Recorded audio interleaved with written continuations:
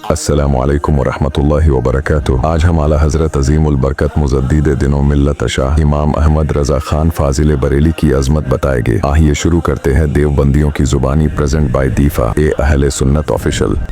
अजमत इमाम अहमद रज़ा खान खुद देवबंदी की जुबानी। मशहूर देवबंदी आलिम मौलाना ओवैस कंधेलवी के शागिर्द मौलाना कौसर नियाजी अपनी किताब इमाम अहमद रज़ा में लिखते हैं, इमाम अहमद रज़ा बरेलवी के फतवे उनके मकतब फिक्र की जुदागाना खासियत का मदार है। जिस फतवे को तशद्दुद कहा जाता है वही उनकी जात की पहचान और पूरी हयात का इरफान है। वो फना फिर रसूल थे। उनकी गैरत तौहीन ए रसूल के एहतमाल का कोई खफी हल्का सा भी पहलू बर्दाश्त करने को तैयार नहीं थी और आपने आखिर दम तक अपने अकीदतमंदों या वारिसों को इसकी वसीयत की थी। रेफरेंस इमाम अहमद रज़ा, पेज नंबर 18। लीजिए जनाब, आज तक तो कुछ देवबंदी कहते हैं आला हजरत ने शिद्दत की वजह से हम पर तौहीन ए रसूल का इल्जाम डाला है, लेकिन कौसर नियाजी देवबंदी ने खुद कह दिया कि ये तशद्दुद या फतवा बिल्कुल हक था। लिहाजा देवबंदियों को चाहिए कि तौबा करके अक़ैद ए अहले सुन्नत को अपना ले और हुजूर के वफादार बन जाए। देवबंदियों के हकीम उल उम्मत अशरफ अली थानवी के मुरीद व खलीफा मुफ्ती शफी देवबंदी कहते हैं, मैंने कई बार उनकी यानी अशरफ अली थानवी देवबंदी की जुबान से आला हजरत मौलाना अहमद रज़ा खान फाजिल बरेलवी के इश्क़ ए रसूल का इकर व एतराफ़ सुना है। रेफरेंस अकाबीर का मकाम ए तवाज़े, पेज नंबर 406।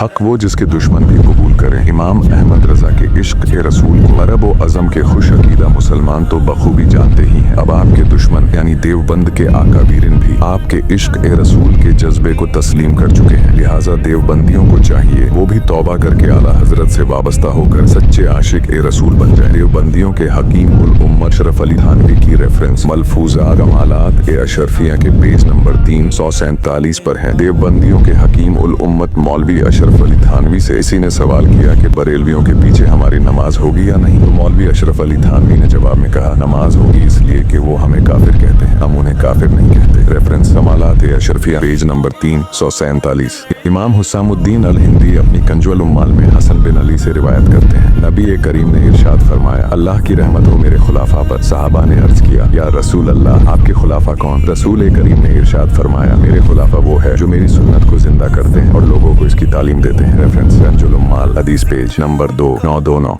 इमामुल अंबिया के खुलाफा वो हैं जो हुजूर की वो सुन्नत जैसे लोग फरामोश कर चुके या भुला दिए उसे जिंदा करते हैं और साथ लोगों को सुन्नत की तालीम भी देते हैं। खुलाफा में बिलाशुबा इमाम अहमद रज़ा फाजिल बरेलवी भी शामिल है, इसीलिए कि आपने पूरी जिंदगी में बिदअत और बिदअतियों को जड़ से उखाड़ फेंका और सुन्नत की तालीम को उजागर फरमा कर आम किया। इमाम दारमी अपनी सुनन दारमी में हजरत हसन बसरी से रिवायत है कि नबी करीम ने इरशाद फरमाया, जिस शख्स को इस हाल में मौत आई कि वो इल्म की तलाब में हो, जिस इल्म के जरिए इस्लाम को जिंदा करे, तो उस शख्स के और अंबिया के दरमियान जन्नत में सिर्फ एक दर्जे का फासला होगा। रेफरेंस सुनन दारमी, हदीस पेज नंबर 366।